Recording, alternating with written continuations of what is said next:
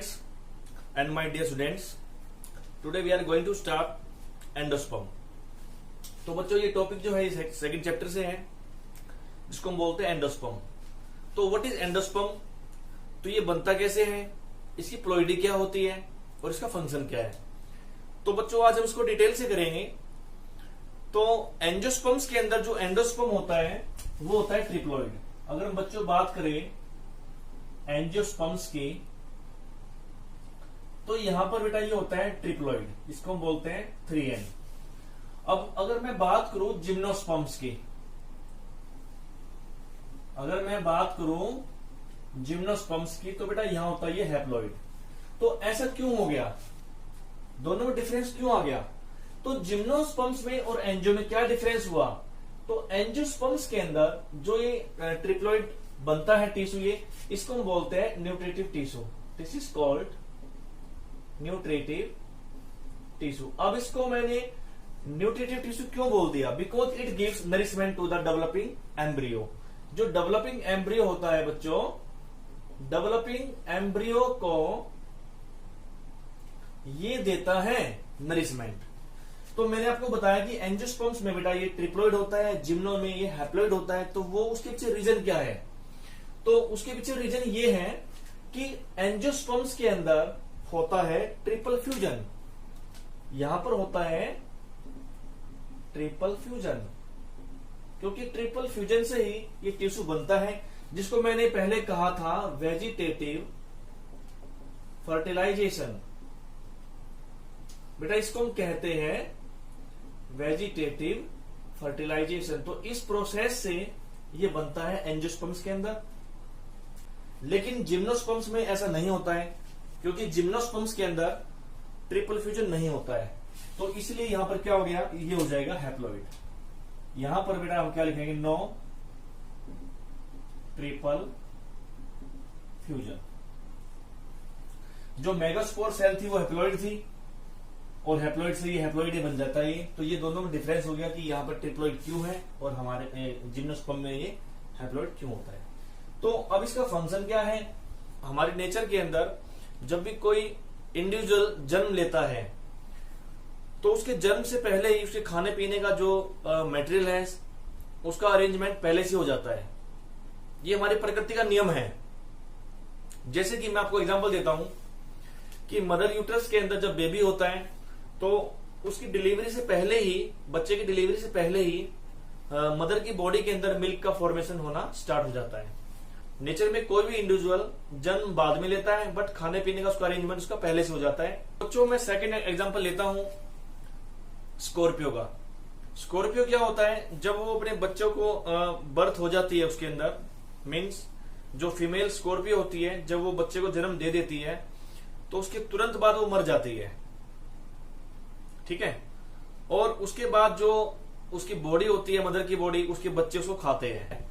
तो कुछ ऐसा एग्जांपल हम लोग एंजियोस्पर्म्स में देख सकते हैं कि जब वो जाइगोट बनता है, जाइगोट के बाद एम्ब्रियो बनता है, तो एम्ब्रियो के नरिशमेंट के लिए फूड का फॉर्मेशन उसमें हो जाता है, ठीक है। मतलब फूड जो है एंडोस्पर्म की फॉर्म में पहले ही उसके अंदर बन जाता है, और उसको हम बोलते हैं एंडोस्पर्म।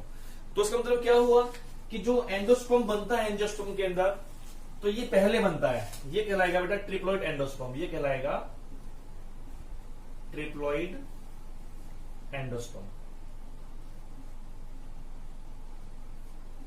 ठीक है।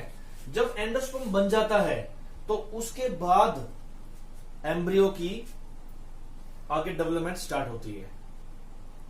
जब तक एम्ब्रियो को अपना फूड नहीं मिलेगा चारों तरफ से, तब तक एम्ब्रियो आगे डेवलपमेंट नहीं करेगा। अगर एम्ब्रियो मर जाता है, तो एंडोस्पर्म भी खत्म हो जाएगा। अगर एंडोस्पर्म खत्म हो गया स्टार्टिंग में, तो एम्ब्रियो भी मर जाता है। तो ये दोनों आपस में एक पैरेलल हो गए हैं। दोनों का काम जो होता है एक प्रकार से सिम्बायोसिस में होता है, दोनों का एक प्रकार से म्यूचुअलिज्म होता है। दोनों एक दूसरे पर डिपेंड होते हैं। डिपेंड इन द सेंस कि जाइगोट नहीं बनेगा तो एंडोस्पर्म नहीं बनेगा, अगर एंडोस्पर्म नहीं बनेगा तो फिर वो एम्ब्रियो भी नहीं बनेगा। तो इसीलिए दोनों ही चीज जरूरी है। तो बेटा मैं आपको ये बता रहा था कि एंजियोस्पर्म्स में और जिम्नोस्पर्म्स में जो एंडोस्पर्म है इसमें ट्रिप्लॉइड है और जिम्नो में हैप्लॉइड है। हैप्लॉइड इसलिए है क्योंकि यहां पर ट्रिपल फ्यूजन नहीं होता है और यहां पर ट्रिपल फ्यूजन होता है। ओके, उसके बाद अब हम बात करते हैं कि एंजियोस्पर्म्स के अंदर 3 तरह का एंडोस्पर्म ऑब्जर्व किया गया है। पहला है nuclear endosperm and second is cellular and third one is helobial endosperm. Okay, तो बच्चों ये पाया जाता है कोकोनट के अंदर। सबसे मोस्ट कॉमन न्यूक्लियर होता है कोकोनट के अंदर। हम यही करेंगे क्योंकि एनसीईआरटी में इसी के बारे में जिक्र किया हुआ है। और जो सेलुलर होता है it is found in petunia. Okay, और जो हेलोबियल है it is found in some monocots. Nuclear endosperm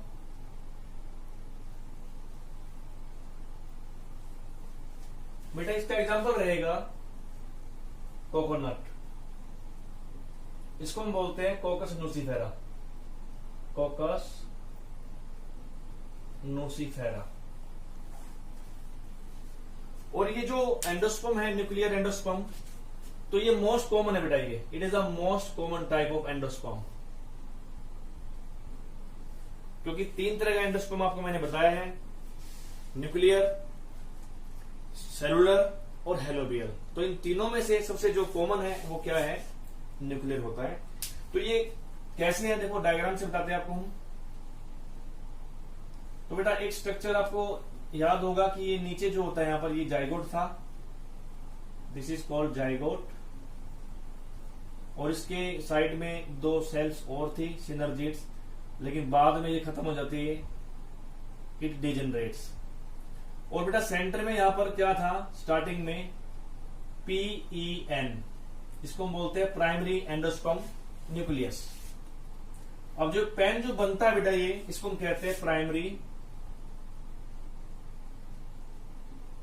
endosperm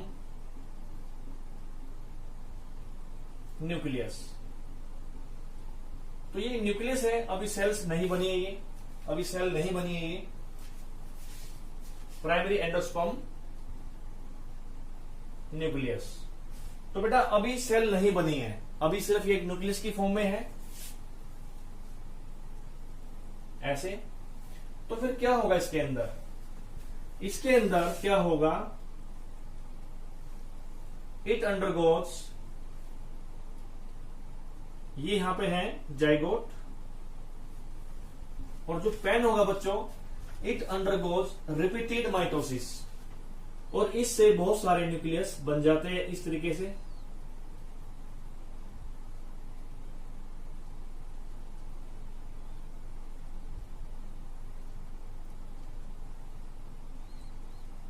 ये सारे न्यूक्लियस है। तो इनको हम कहेंगे फ्री न्यूक्लियाई, फ्री न्यूक्लियाई, क्योंकि इसमें हो गया न्यूक्लियर डिवीजन, इसमें हो गया बच्चों न्यूक्लियर डिवीजन, जिसको हम बोलते हैं रिपीटेड माइटोसिस। रिपीटेड माइटोसिस भी इसी को हम कहते हैं। तो उसके बाद क्या होगा बेटा, जाइगोट अभी एजिटेड है, अभी ये जो है एम्ब्रियो नहीं बनेगा, पहले इसको नरिशमेंट चाहिए, ठीक है। तो वो नरिशमेंट कहां से आएगा, वो एंडोस्पर्म से आएगा, और एंडोस्पर्म तो अभी बना ही नहीं है कंप्लीट, क्योंकि अभी इसको डिवीजन चला हुआ है। तो अब क्या होगा उसके बाद, जो ये स्ट्रक्चर है एम्ब्रियो सैक का, इसको हमने बोला था बेटा एम्ब्रियो सैक। अब याद करें जो पीछे लेक्चर में हमने बताया था आपको ये एम्ब्रियो सैक के बारे में।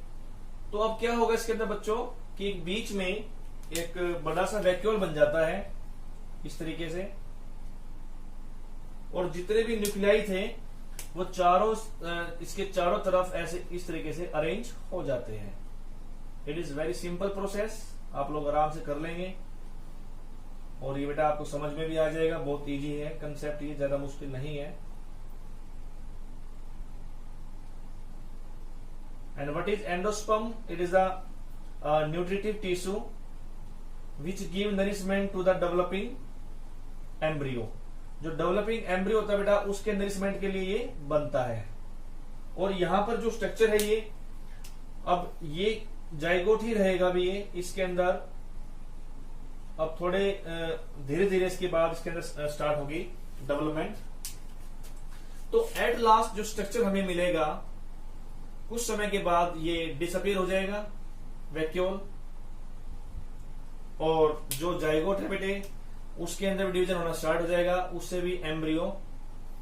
अब इसके अंदर भी एम्ब्रियो का फॉर्मेशन होना स्टार्ट हो जाता है, क्योंकि अब वाल का फॉर्मेशन हो जाएगा यहां पर ये इस तरीके से। अब वाल बननी स्टार्ट हो गई है, जो हमारे न्यूक्लियस बने थे बेटे, तो उन न्यूक्लियस के अंदर ये सेल वाल बननी स्टार्ट हो गई है। तो ये है वो न्यूक्लियस, और इसमें प्रॉपर सेल वाल का फॉर्मेशन हो गया है।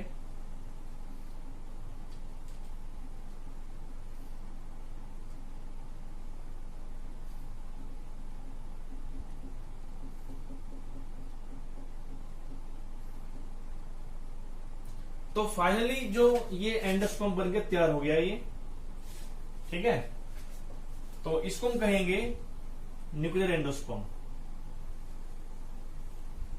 Nuclear endosperm.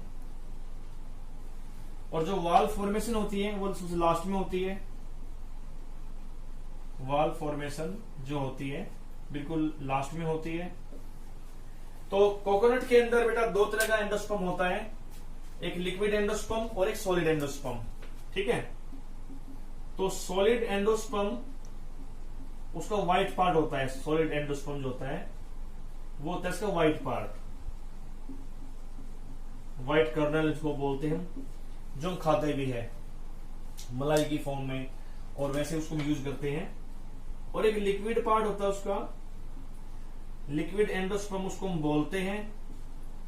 और उसके अंदर ही बेटा क्या होते हैं, विच कंटेन फ्री न्यूक्लियाई, उसके अंदर बहुत सारे फ्री न्यूक्लियाई प्रेजेंट होते हैं, और उसको हम बोलते हैं liquid endosperm. And it is very nutritious, okay.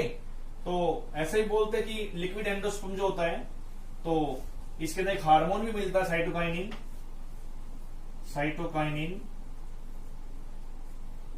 Hormone भी इसके अंदर पाया जाता है, और ये हार्मोन हेल्प करता है सेल डिवीजन के अंदर, सेल डिवीजन में। तो बेटा ये था आपका एंडोस्पर्म, जो एंजियोस्पर्म्स में मैंने आपको दिखाया है। लेकिन जिम्नोस्पर्म की बात करूं तो वहां पर इस तरह का एंडोस्पर्म नहीं होता है। एंड मैक्सिमम एंजियोस्पर्म्स के अंदर जो एंडोस्पर्म होता है वो ट्रिप्लोइड की फॉर्म में होता है, बट इन जिम्नोस्पर्म्स ये होता है हैप्लॉइड, ओके। क्योंकि जिम्नोस्पर्म के अंदर हैप्लॉइड इसीलिए होता है क्योंकि वहां पर ट्रिपल फ्यूजन नहीं होता है। तो बेटा आई होप आपको समझ में आ गया होगा। Thank you very much.